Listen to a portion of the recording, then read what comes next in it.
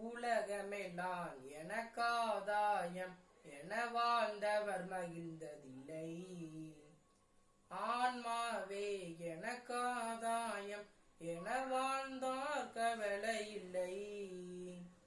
உலகமெல்லாம் எனக்காதாயம் என வாழ்ந்தவர் மகிழ்ந்ததில்லை.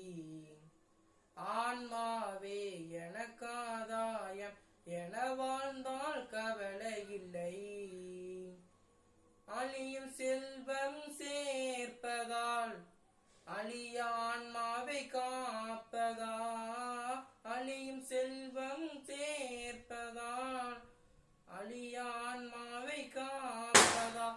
இந்த கேள்விக்கு பதிலாய் வாழ்ந்தவர் யார்?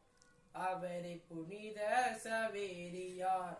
உலகமெல்லாம் எனக்காதாயம் என வாழ்ந்தவர் மகிழ்ந்ததில்லை. ஆன்மாவே எனக்காதாயம் என வாழ்ந்தால் கவலை இல்லை.